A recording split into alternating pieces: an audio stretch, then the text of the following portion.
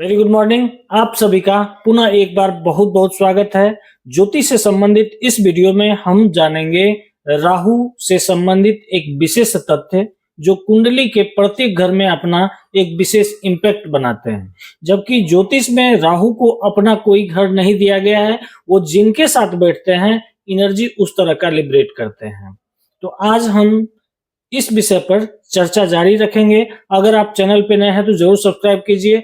आपको शोध पर आधारित जो ज्ञान होता है वो आप तक डिलीवर्ड करने का मात्र एक ही जरिया है। पहले हम बहुत तरह से उस ज्ञान का वेरिफिकेशन करते हैं, फिर आप तक पहुंचाते हैं।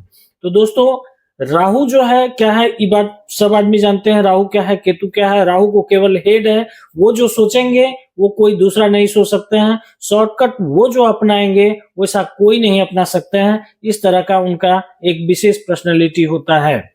कुंडली के 12 घर होते हैं, 27 नक्षत्र होते हैं, 12 राशि होते हैं। इन सभी में अपना ये अलग एक एनर्जी क्रिएट करते हैं और उस तरह का जो है ये इम्पैक्ट देते हैं मानव के जीवन पे। लेकिन आज हम केवल एक घर को कवर करेंगे कि राहु अगर कुंडली के प्रथम घर में हो और केतु आप जानते हैं 180 डिग्री यानी 180 डिग्री पे दोनों होता है। तो अगर राहु पहले घर में है तो ऑटोमेटिक है केतु 7th घर में होगा। इन दोनों के बारे में हम विस्तृत जानकारी देने का कोशिश कर रहे हैं। वैसे तो ये बहुत लंबा चीज है। कारण ये है कि राहु अपने आप में एक ऐसा प्लैनेट है जिसके एनर्जी को रीड कर पाना थोड़ा सा मुश्किल होता है। फिर भी राहु आप ऐसे समझिए कि राहु का जो कुंडली में घर है उसको अपना कोई घर नहीं दिया गया है। फिर भी पहला घर, तीसरा घर, छठा घर और एकादश यानी 11वां घर इनके लिए अच्छा माना जाता है।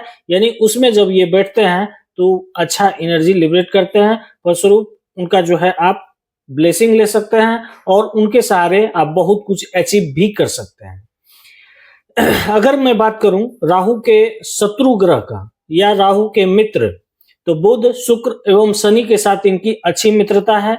जबकि सूर्य और चंद्रमा के साथ इनका शत्रुता है, यानी शत्रु ग्रह में उनको आप रख सकते हैं। यानी राहु का सूर्य और चंद्रमा के साथ नहीं बनता है। तो जब कभी ऐसी युति बनती है तो उस पर फलादेश करते समय इस बात का ध्यान रखा जाना चाहिए। अब बात करते हैं राहु जब पहला घर में होगा। पहला घर क्या है, आपके व्यक्तित्व का घर है। तो सबसे पहला चीज ये होगा कि जातक आत्म केंद्रित हो जाएगा, यानी उनको दूसरे से कोई मतलब नहीं, जिसको आप दूसरे शब्द में स्वार्थी कह सकते हैं। उनके स्वास्थ्य में कई तरह की समस्याएं उत्पन्न हो सकती है, मानसिक समस्याओं से पीड़ित हो सकते हैं। ये है राहु। राहु जब भी इम्पैक्ट देंगे तो उनका मस्तिष्क जो है यानी उनकी सोचने की जो शक्ति है वो प्रभावित होगा ही। इनको कुछ बीमारी भी घेरे रह जा सकते हैं जो कि मतलब लंबा समय तक चले। दूसरी बात, इनके पॉजिटिविटी का करें तो इनके पास तार्किक क्षमता जबरदस्त होगा, यानी तर्क करने की शक्ति जो इनके पास होगी औरों से डिफरेंट होगी। यानी तर्क के आधार पर ये बड़ों बड़ों को झुका देंगे, इसमें कहीं कोई दिक्कत नहीं है। अर्थात इनकी मानसिक क्षमता जो है अपार होती है। राहु एक ऐसा प्लैनेट है जिनके पास केवल मस्तिष्क है, तो आप समझ सकते हैं मस्तिष्क के सहारे ही सारा जग जीत सकता है। आप सुने भी होंगे राहु अगर देता है तो छप्पर फाड़ कर देता है। कहने का मतलब ये है वो जहां भी बैठते हैं कुछ ना कुछ करते रहते हैं, वो शांत रहने वाले नहीं हैं। जातक प्रभावशाली होगा क्योंकि उनके पास तार्किक क्षमता इतनी जबरदस्त होगी कि उनका प्रभाव समाज में हो या परिवार में हो या फिर वो जिस भी वर्क प्लेस पे हो उनका प्रभाव होना ही है, नहीं होने का नहीं है। राजनीति में ये लोग अच्छे हो सकते हैं, यानी जिनका राहु प्रथम घर में है कुंडली के पहले घर में, वो जो है राजनीति में सफलता निश्चित रूप से पा सकते हैं। मान सम्मान भी इनके जीवन काल में मिलता ही है। राहु की महादशा इनके लिए बहुत लाभकारी होती है। वो जो चाहते हैं वो अचीव कर सकते हैं। कहने का मतलब है कि जिस भी जातक के कुंडली के पहले घर में राहु है उनको राहु का महादशा बहुत लाभकारी सिद्ध होता है। तो दोस्तों ये था राहु। अब जानते हैं केतु अगर सप्तम घर में है क्या। सप्तम घर का सबसे पहले परिचय ये है कि उनको विवाह से देखा जाता है, जीवन साथी की दृष्टि से देखा जाता है। व्यापार के दृष्टि से देखा जाता है।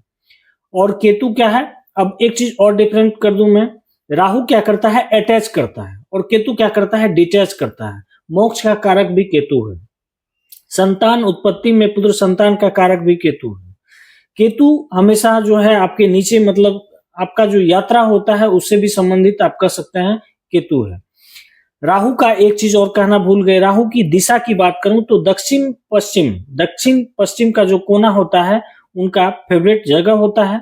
उसको अगर गंदा रखा जाए तो राहु गड़बड़ हो जाता है, इसलिए दक्षिण पश्चिम को विशेष रूप से आपको साफ सफाई रखना चाहिए, इससे राहु का इम्पैक्ट अच्छा होगा। अगर केतु की बात करें तो केतु की मतलब अगर 7th में है और किसी शुभ ग्रह के दृष्टि में है, यानी सभी ग्रहों का अपना अपना एक दृष्टि होता है, तो शुभ ग्रह के दृष्टि में अगर होगा तो उनकी जीवन साथी अच्छी होगी, व्यवहारिक होगी, क्रियात्मक होगी, रचनात्मक होगी, इसमें कोई दिक्कत नहीं है। उसी में अगर कुदृष्टि हो गया तो जस्ट इसके अपोजिट होने का संभावना रहता है। केतु सप्तम में हो तो व्यक्ति दुश्मन पर जीत पाता है। कैसे पाता है, आपने देखा कि जब पहले घर में राहु था तो उनके पास तार्किक क्षमता अपार थी, उनका एनालाइज करने का जो पावर होता है वो गजब होता है, वो पहले भांप लेता है होना क्या है। तो इस स्थिति से आप कह सकते हैं कि केतु अगर सप्तम में है तो वो शत्रु हंता होते हैं, शत्रु पर जीत पाने वाले होते हैं और आसानी से जीत पा लेते हैं, इसमें कहीं कोई दिक्कत नहीं है। सामान्य तौर पर 35 के बाद यानी उम्र के 35 साल तक इनके जीवन में संघर्ष होता है, उसके बाद इनका उदय होता है, फिर धन लाभ भी होता है और जीवन सेटलमेंट हो जाता है।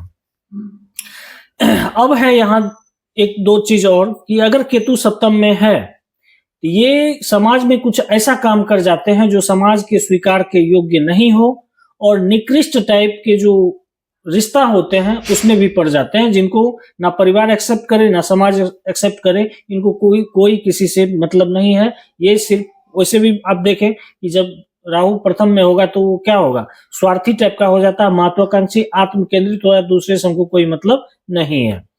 दूसरी बात है केतु जब सप्तम में रहेगा तो ऐसे इंसान जीवन साथी का ध्यान नहीं रखते हैं, ये भी आत्म केंद्रित होते हैं, केवल मतलब अपना काम चल जाए काम खत्म है।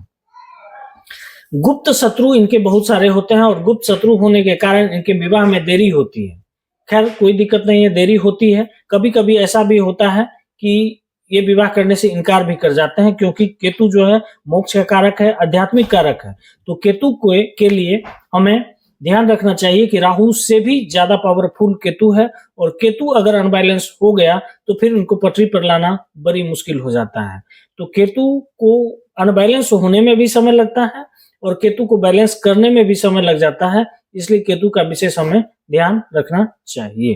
केतु के शत्रु ग्रह का बात करूं तो इसको भी सूर्य और चंद्र से नहीं पड़ता है, यानी शत्रु ग्रह है, और इनका मित्र अगर कहा जाए तो केतु का एक और परिभाषा मैं बता दूं, इसे सांप का पूंछ कहते हैं। जैसे काल सर्प दोष कहते हैं ना, तो सांप के पूंछ के रूप में इसको जाना जाता है।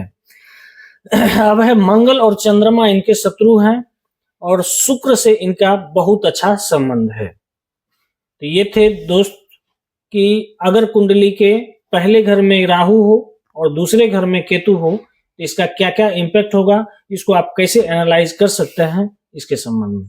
आगे बने रहिए, फिर मिलते हैं नेक्स्ट टॉपिक पे। धन्यवाद।